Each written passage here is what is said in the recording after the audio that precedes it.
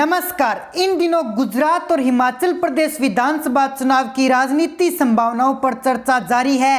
हिमाचल के मतदान जो संपन्न हो गए हैं, मतगणना का इंतजार है जो कि 8 दिसंबर को होने हैं। गुजरात और हिमाचल की मतगणना साथ ही होगी, लेकिन गुजरात में अभी मतदान होना है और वहां विभिन्न राजनीतिक दल धुआंधार प्रचार में जुटे हुए हैं। आजमाकर समर्थक स्थानीय मुद्दों पर बात न करके मोदी ने नेतृत्व के नाम पर वोट देने की बात कर रहे हैं। वो राज्य सरकार के कामकाज पर बात नहीं कर रहे।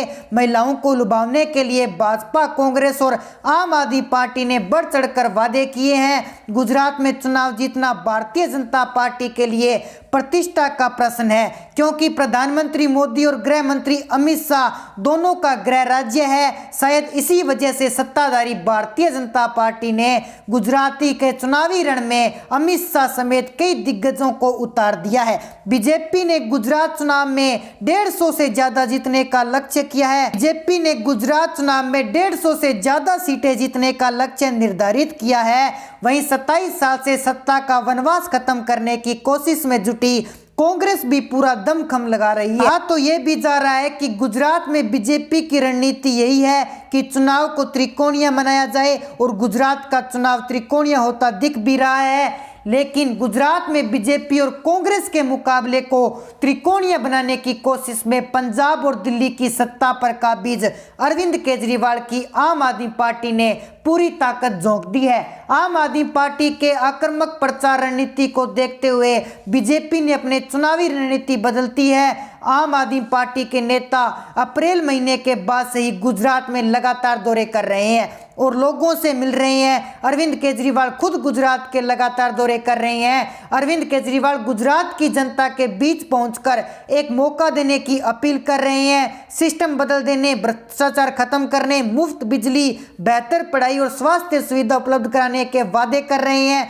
गुजरात में केजरीवाल और आम आदमी पार्टी के अन्य नेता की सक्रियता ने सत्ताधारी बीजेपी की टेंशन बढ़ा दी है। आम आदमी पार्टी के आक्रामक प्रचार की रणनीति को देखते हुए बीजेपी ने भी अपनी चुनावी रणनीति बदल दी है।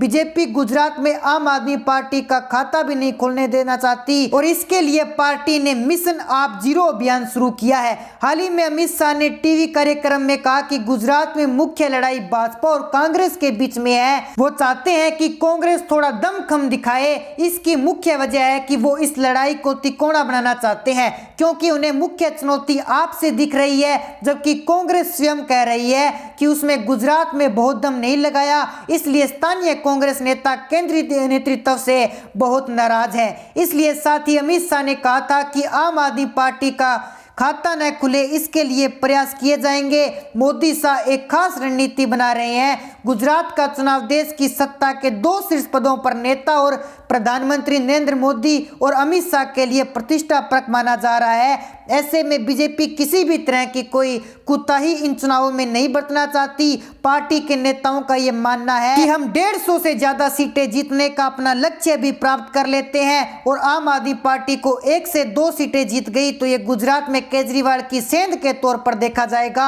आम आदमी पार्टी एक भी सीट न जीत पाए, इसके लिए अब खुद गृह मंत्री अमित शाह मैदान में आ गए हैं। पीएम मोदी और गृह मंत्री अमित शाह गुजरात की चुनावी बाजी जीतने और आम आदमी पार्टी को 0 सीटों पर समेटने के लिए रणनीति भी तैयार कर रहे हैं। एक एक सीट के समीकरण को हालात का बारीकी से विश्लेषण कर रणनीति बनाई जा रही है। बीजेपी का ध्यान ऐसी सीटों पर ज्यादा है जहां आम आदमी पार्टी उन्हें कड़ी टक्कर दे सकती है। केजरीवाल के मुफ्त वाले वादों को पीएम ने रेवड़ी बताया था। गुजरात चुनाव में भी दिल्ली मुख्यमंत्री अरविंद केजरीवाल मुफ्त बिजली, शिक्षा, स्वास्थ्य के वादे कर रहे थे, तो दूसरी तरफ प्रधानमंत्री नरेंद्र मोदी ने इसे रेवड़ी कल्चर बताते हुए हमला बोला था। गुजरात में चुनाव के लिए चुनाव कार्यक्रम के ऐलान से पहले पीएम मोदी ने सूबे में कई ऐसी रैलियां की थी और सूबे को करोड़ों रुपए के विकास योजनाओं की सौगात दी थी।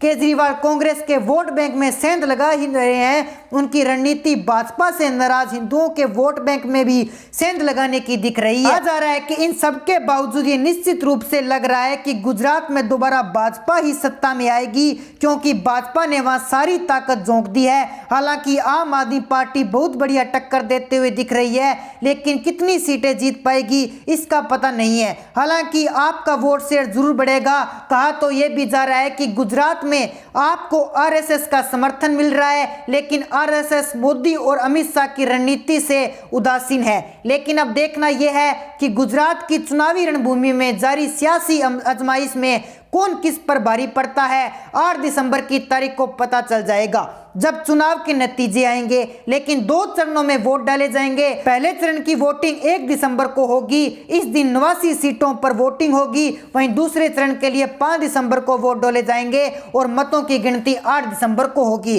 तो दोस्तों, इसमें आपकी जो भी राय है आप हमें कमेंट सेक्शन में जरूर बताएं और मिलते हैं एक नई अपडेट के साथ।